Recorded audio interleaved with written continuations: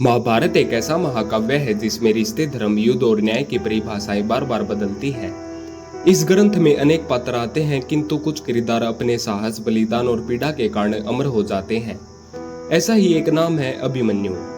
एक बाल योद्धा, अर्जुन का पुत्र, सुभद्रा का लाडला और श्री कृष्ण का भांजा। मात्र 16 वर्ष की आयु में जो वीर गति को प्राप्त हुआ।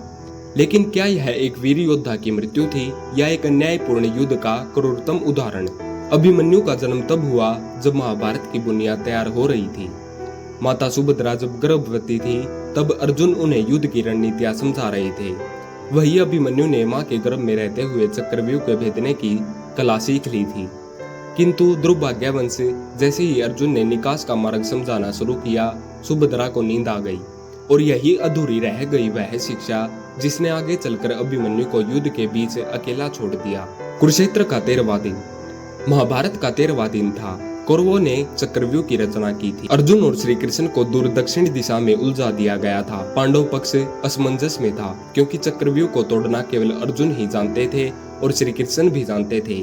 तभी अभिमन्यु ने आगे बढ़कर कहा, मैं चक्रव्यूह को तोड़ सकता हूँ, लेकिन निकास का मार्ग मुझे ज्ञात नहीं। यदि आप सब मुझे अंदर समर्थन देंगे तो मैं अंदर प्रवेश करता हूँ। यह कहते हुए अभिमन्यु अपने रथ पर सवार हुआ। 16 वर्ष का वह योद्धा आज रणभूमि में सबसे बड़ा सेनानायक बन गया। जैसे ही अभिमन्यु ने चक्रव्यूह भेदा, उसके पीछे से जयद्रथ ने प्रवेश द्वार बंद कर दिया। दुर्योधन ने अपनी पूरी कौरव सेना के साथ मिलकर अभिमन्यु को घेर लिया। एक एक करके कर्ण, द्रोणाचार्य, कृपाचार्य, अश्वत्थामा और अन्य महारथियों ने उस अकेले बालक पर प्रहार किया। अभिमन्यु ने कहा, क्या यह धर्म है? एक योद्धा से एक योद्धा ही युद्ध करता है, यही धर्म है।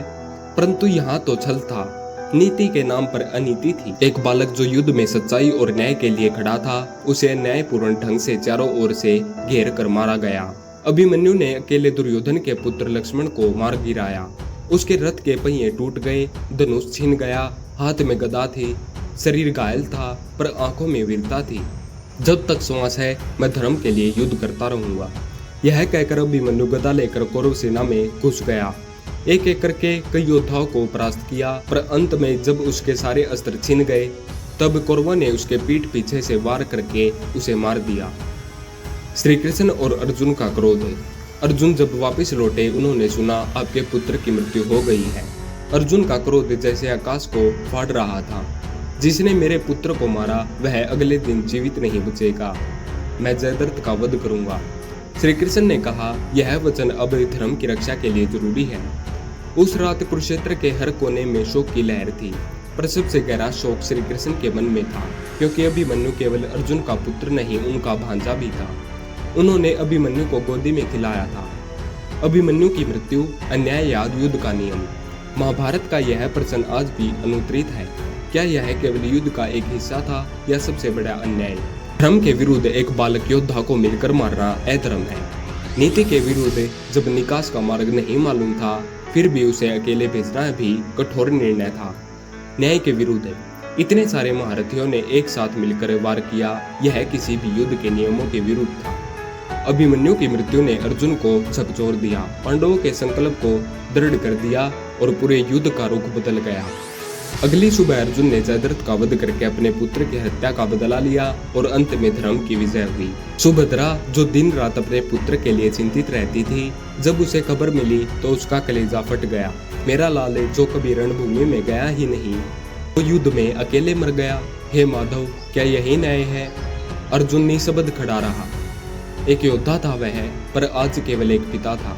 आज भी जब अभिमन्यु की बात होती है तो आंखें भर जाती हैं। एक ऐसा योद्धा जिसने कम आयु में पूरे कौरव पक्ष को चुनौती दी, जिसने सिखाया कि धर्म की राह पर चलने वालों की उम्र नहीं, साहस गिना जाता है।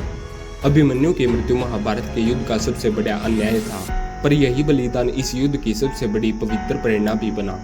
अभिमन्यु मरकर भी अमर हो गया। वह साहस, निष्ठा और वीरता का प्रतीक बन गया।